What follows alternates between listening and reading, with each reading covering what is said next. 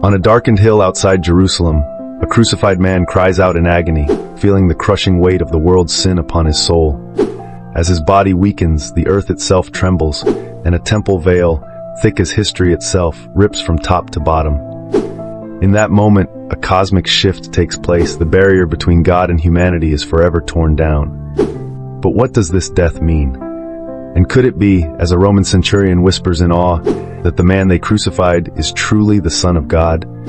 The powerful story of Jesus' sacrifice on the cross and the tearing of the temple veil marks a moment that changed everything. It's a story of love, redemption, and hope that still speaks to us today. Watch this video and discover the significance for yourself. You decide how it impacts you. Let's dive in and share this message with the world. From Jesus forsaken to his death and the tearing of the temple veil. It was the day of preparation for the Passover, and Jerusalem was abuzz with activity. But just outside the city, on a hill called Golgotha, 3 crosses stood. On the center cross hung Jesus of Nazareth, the man who had healed the sick, raised the dead, and claimed to be the Son of God. His trial had been swift, and now the crowd, a mix of curious onlookers and his accusers, gathered to watch him die. The Roman soldiers had nailed Jesus to the cross early in the morning. He had already endured an unspeakable night, betrayed by one of his own disciples, arrested and falsely accused. He had been mocked, beaten, and scourged. A crown of thorns had been pressed into his brow, and now he hung there, enduring the torment of crucifixion, a punishment reserved for the worst of criminals. The weight of his body pulled on the nails driven through his wrists and feet, making every breath agonizing. For hours he hung in agony. The sky grew darker, as if the heavens themselves were mourning the suffering of the one who had created them. Noon passed, and still Jesus remained on the cross. The soldiers below gambled for his clothes, indifferent to the suffering above them. The religious leaders, the very men who had conspired to have him executed, mocked him. He saved others. Let him save himself, if he is the Christ, the chosen of God. They jeered. Others in the crowd echoed their taunts.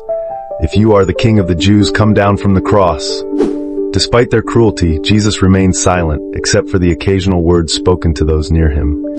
At one point, he looked down at his mother Mary, who stood near the cross, her heart breaking as she watched her son suffer. Beside her was John, the beloved disciple. In a voice filled with tenderness and love, Jesus said, "Woman, behold your son." And to John, he said, "Behold your mother." Even in his suffering, he cared for those he loved. As the afternoon wore on, something extraordinary began to happen. The sun, which had shone brightly earlier, was suddenly obscured. Darkness fell over the land, a darkness that lasted from the 6th hour until the 9th hour, from noon until 3 p.m. This was no ordinary eclipse or weather phenomenon. It was a sign, a symbol of the spiritual weight of what was happening. The darkness represented the sin of the world being placed upon Jesus. He, the sinless Son of God, was bearing the punishment for all the evil, hatred, greed, and violence of humanity. Then, as the 9th hour approached, in the midst of the suffocating darkness, Jesus cried out with a loud voice. His words, spoken in Aramaic, rang out over the crowd. Eli, Eli, lema sabachthani, my God, why have you forsaken me? This cry echoed the opening verse of Psalm 22, a psalm of lament written by King David hundreds of years earlier.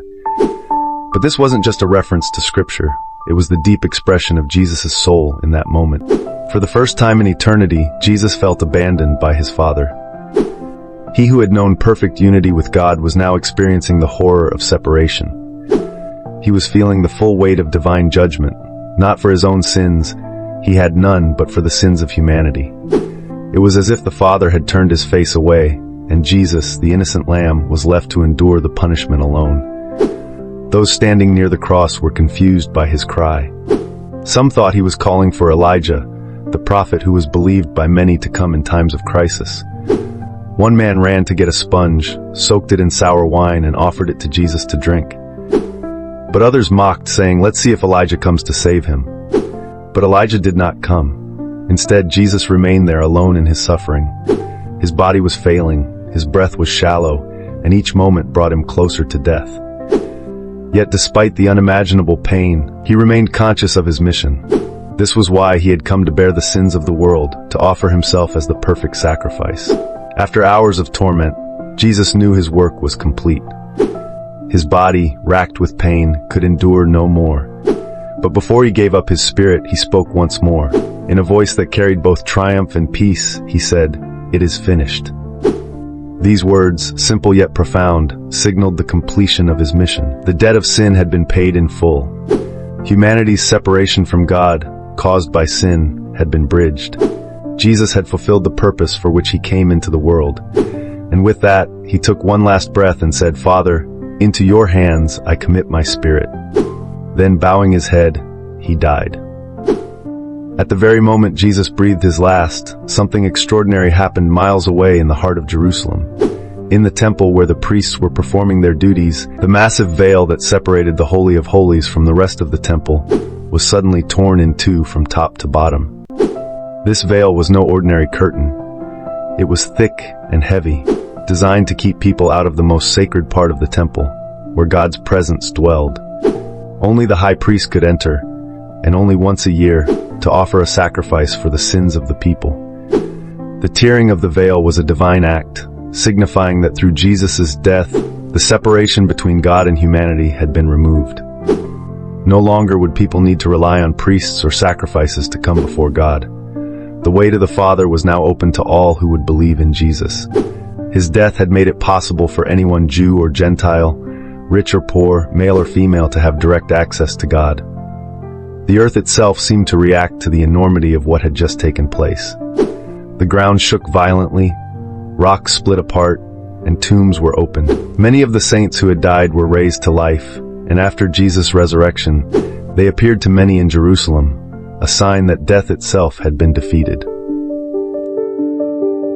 Back at Golgotha, the centurion who had overseen Jesus' crucifixion was awestruck.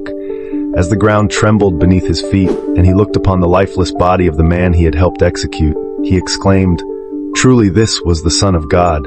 The crowds began to disperse. Some left in fear, others in grief, but all had witnessed something they could not explain. As the sun began to reappear, the realization set in that this was no ordinary man who had just died. His death had shaken both heaven and earth. That evening, Joseph of Arimathea, a wealthy man and a secret follower of Jesus, went to Pilate and asked for permission to take Jesus' body and give it a proper burial. Pilate, surprised that Jesus had died so quickly, confirmed his death with the centurion and granted Joseph's request. With the help of Nicodemus, another secret follower, Joseph took Jesus' body down from the cross, wrapped it in linen, and placed it in a new tomb carved out of rock. A large stone was rolled in front of the entrance, and the tomb was sealed. For the moment, it seemed that death had triumphed. But the story was far from over.